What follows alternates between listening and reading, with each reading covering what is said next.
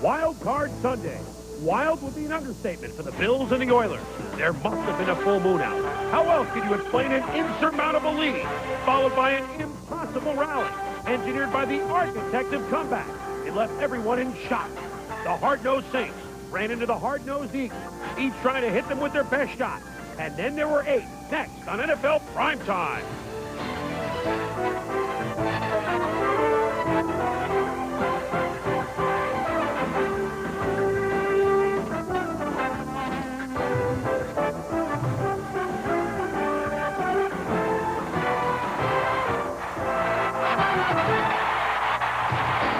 What a day in the NFL. Rich stadium between the Bills and Oilers. Never a game like this one. Wasn't far off in the Superdome either. The Eagles against the Saints on Wildcard Sunday. And we do mean wild. Hello once again, everybody. I'm Chris Berman, and welcome to ESPN's NFL Primetime. Some primetime ball games today. There's no question about that. We usher in our panel of judges here. Tom Jackson and Joe Theisler to both give it a 9.5, I think, for the way the ball games were today. I mean, we may watch football for 50 years and never see ball games like this. All right, let's get right to it. The Oilers at the Bills. That's how the day started. In a word, wow. Who knew when they were going into Rich Stadium in Orchard Park, New York, that they would see history by the time they left the stadium? Here we go. It was an association day because everyone knew it was windy. Warren Moon, back from injury, his first start in over a month. He was sharp on the opening drive of the game. Duncan, Slaughter. Then he goes deep to Haywood Jeffries. 31 yards. The Oilers in business. Webster Slaughter for 5. 4th and 2 from the 27. Low White is popped by Kurt Schultz, but he gets nothing. He sees nothing. White picks up the first down. Yeah, Lorenzo White shows great balance here as he's hit by Schultz. And not only that, he spots the marker right there, is able to turn the corner and go get a crucial first down. So Warren Moon back to work. Haywood Jeffries for 5. Warren Moon red hot in the chill of Buffalo. Goes pump. Avoids the rush.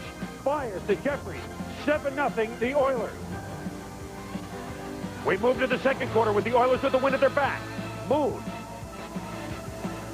24 yards to Ernest Givens from Louisville. 24 yards. Moon drops back and looks for Webster Slaughter. Touchdown. 14-3 Houston. 2 drives, 2 touches, Joe. Slaughter on this play, he gets Clifford Hicks going one way. Little shake to the left. Where'd I go? No, I'm not there. Here's the ball. I got it. You don't. Good throw, good catch. The Oilers in command. Just over 4 minutes to go in the half. Moon back. Throws to Curtis Duncan. Blocked by Kelso, but it's a touchdown. 21-3, the Oilers, and it's over. It's all over. Jack Hardy and the Oilers are going to roll. They're up 21-3. 39 seconds left in the half. Moon wants more. Goes to Haywood Jeffries, 14 yards. Bruce Smith here. Not much of a factor in the first half here. He's dominated a little bit by Diamondbacks, but things would change as the day would go on. But Moon had the time, Tommy. 20 seconds to go in the half. To Jeffries, it's a touchdown. Now it's really over. 28-3, Houston at the half. How over is it? Ask Nate Odom. Wow, look at that. Look out. Here we go. He shook there. He'll shake here. Nate says, where are you? Webster. Webster. Oh, no, there you are. You're in the end zone again.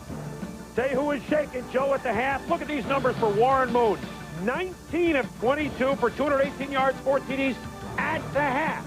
In the second half, Jack Hardy says, let's really crush it to the AFC defending champs. And his defense does the job. Frank Wright playing instead of the injured Jim Kelly. Off the hands of McKellar, into Bubba McDowell's hands, and he could go all the way. 58 yards, touchdown, 35-3. It's over. It's over. For Houston, Thurman Thomas out. But the Buffalo fans refuse to see a fat lady sing.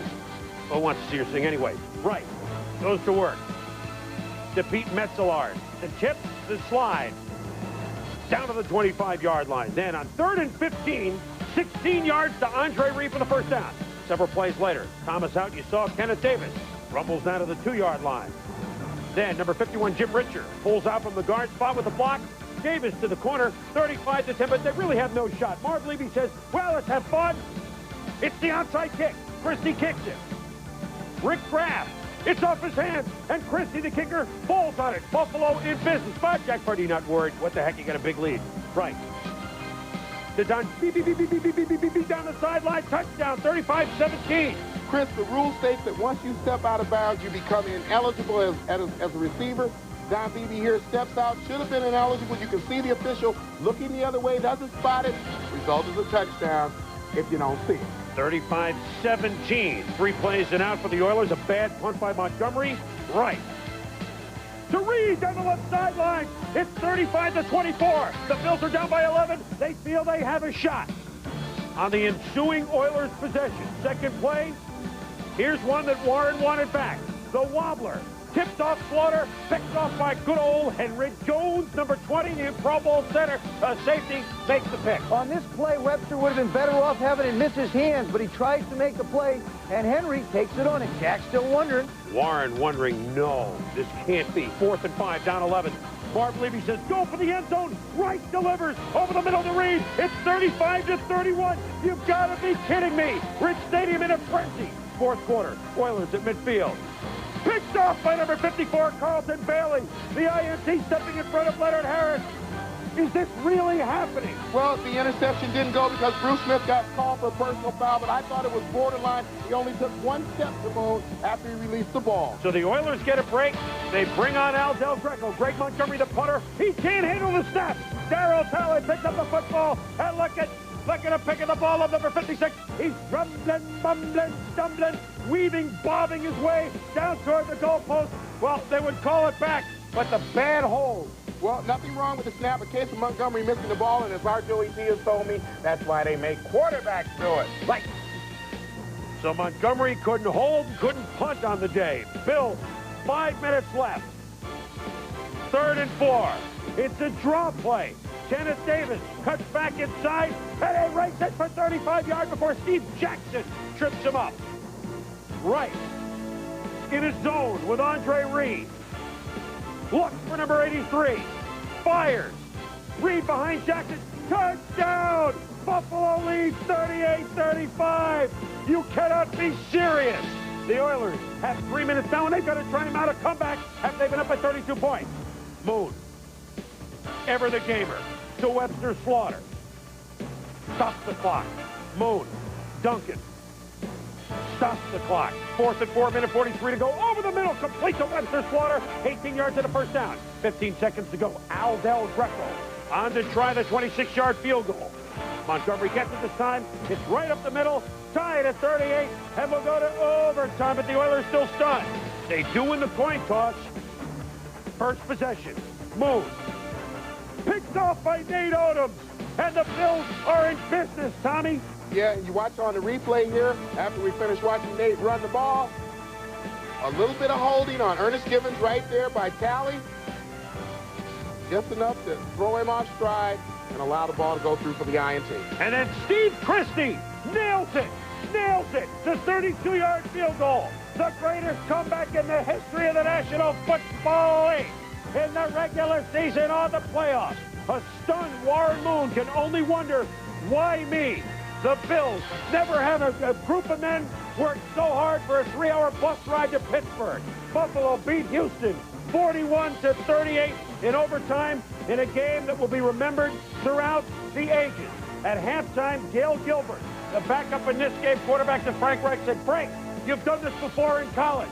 Do it again in the pros. Frank said, fine with me.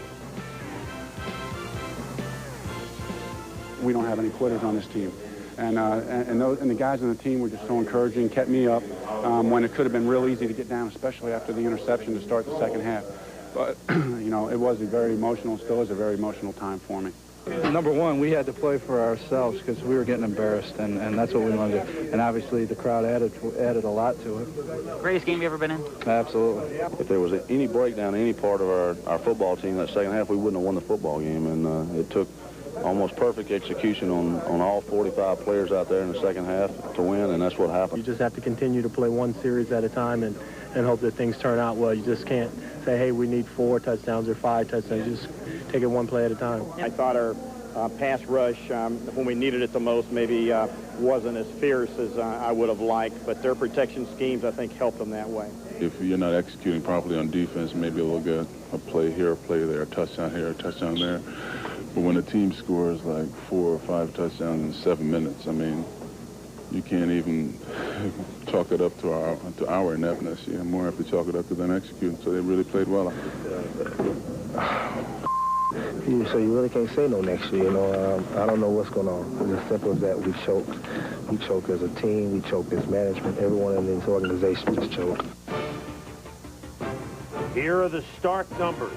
In the first half, when the Oilers led the Bills 28-3, they'd outgained the Bills 284-79 in yards.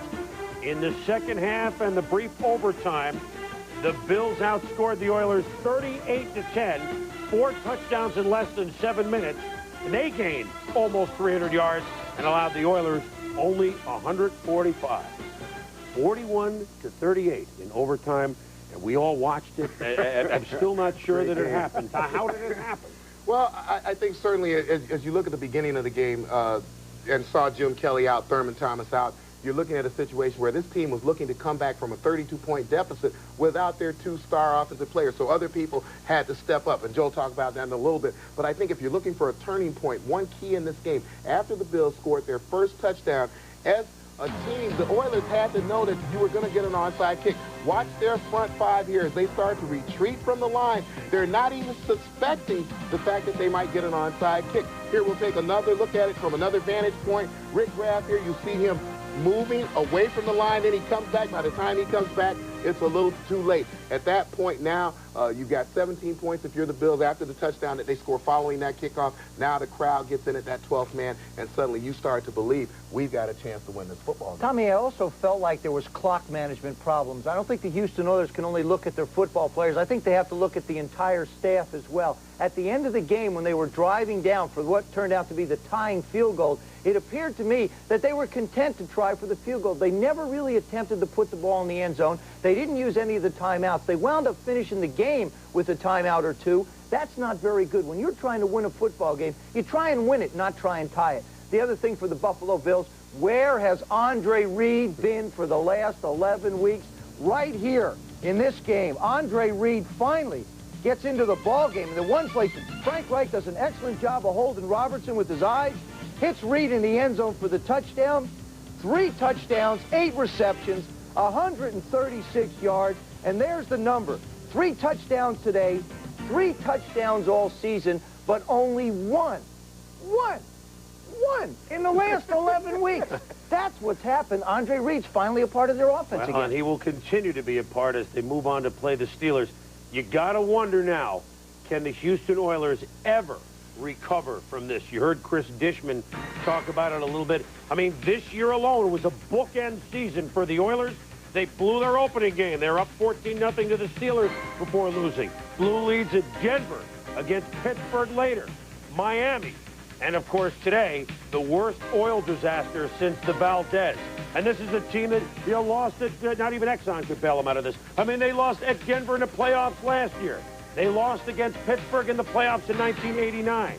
So you must wonder, how can they ever regroup from this?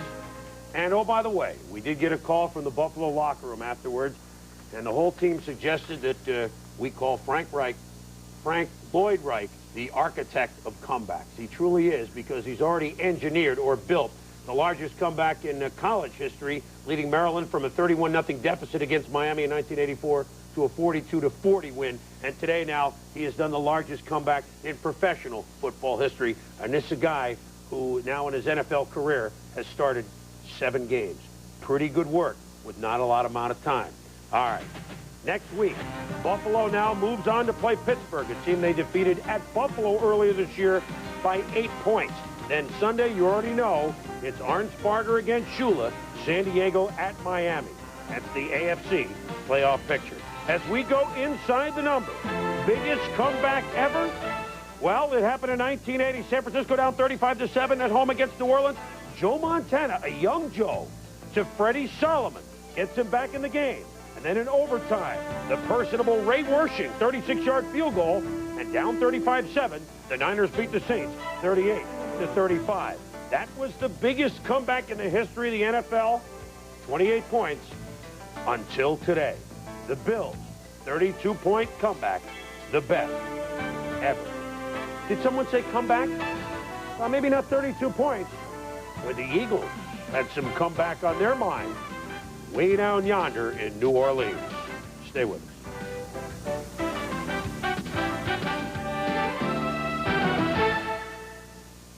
I was already late. In Time is brought to you by Dollar Rent-A-Car and your local travel agent.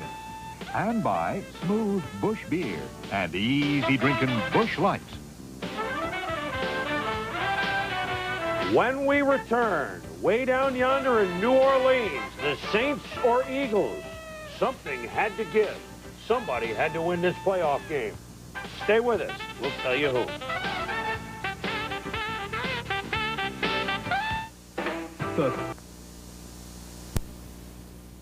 Games, Philadelphia at New Orleans.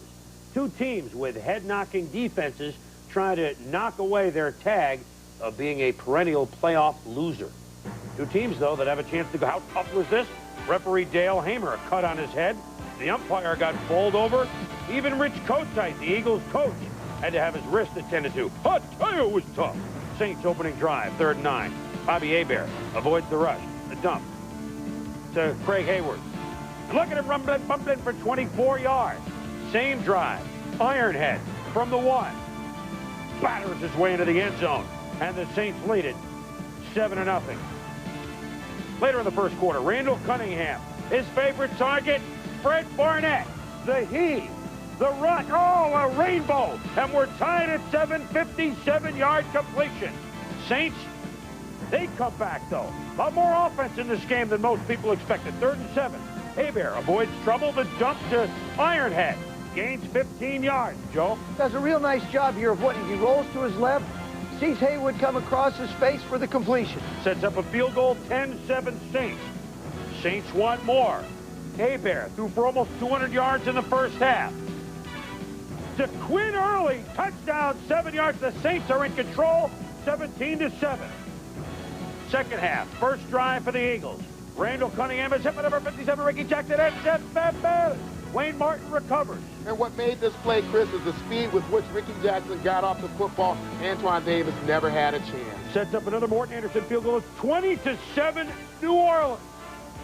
Are the Saints Super Bowl bound? Well, the Eagles have kicked the field goal 20-10 in the fourth quarter. Cunningham, watch Fred Barnett between two defenders, 20-17. And look at this play again, Joe. Unbelievable. Look at Barnett. This is where the athletes come in. He just goes up. He wants it more than the defenders of the Saints. He beats Jones and Atkins, and Rich Kotite's club is now within a field goal. Saints ball. Hebert flushed out. But Seth Joyner makes the pick. And Seth makes the beautiful move there down to the 20-yard line. That sets up, well, sets up a breakage, and then it sets up Heath Boss Sherman running with authority the last 4 or 5 games. He had 100 yards and a touchdown to put the Eagles ahead 24-20. The Saints get it back. Under 6 to go. 3rd and 23. Reggie White, the Minister of Defense, with the safety. And this is why Reggie is the Minister of Defense. Darren Brock looks like he weighs about 100 pounds as Reggie White overpowers him for the safety. 26-20, the Eagles. Reggie gets the sign. He knew it before the officials. Then after a who-framed Roger Ruzek field goal made it 29-20. More defense. Hebert. Now down 9. Picked up by Aragallis. And he's going to go all the way. 36-20. A 26-point fourth quarter for the Eagles. Remembering their fallen teammate Jerome Brown. These Eagles have won in the playoffs for the first time. Their first road win as a franchise in the playoffs since 1949. The Saints continue not being able to win a playoff game. They're 0-4. Philadelphia wins it 36-20. After the game, our Steve Cyphers talked with Randall Cunningham. All right, thanks, Chris. Randall, what was said or done at halftime to make the adjustments? The coaches just, we just got a lot of plays in our system. And David Alexander actually went up on the board and just drew up some of the nickel blitzes and stuff they were showing him. We just went back out and played ball. It seemed you went more to the back out of the backfield. Was that by design? Yeah, it is. It's just a play that we were doing, and they were doing a good job, and we ran it more in the second half. We tried some stuff that worked, but we weren't really on the field a lot in the first half, so we couldn't run all of our plays. For those who have talked about the frustration the Eagles have had over the years, does this vindicate all that and set you up for Dallas in good light? Well, what it does is it gives us an opportunity to play another team, we just take each game one by one. The season just started all over 1-1-0, and we're just happy about it. And it's just great to know the guys are all playing together, the coaches are working together, and everything's great. Last thing, you're going up against Dallas, and you split with them during the regular season. At this point, what are your thoughts going into that one? Well, I got benched that game, and I didn't dig that too much, so I want to go out and, and be successful. Dallas is a great team. We've got a lot of respect for them. The coaching staff, the owner, everybody does great on their team. But we just got to go in there and do the best we can. Just have fun. You digging it now? Yeah, we're digging it. We're having fun, man. That's all. As long as you're having fun, man, that's all that counts. All right, thank you, Randall. Randall Cunningham, digging things a little bit in New Orleans. Back to you, Chris.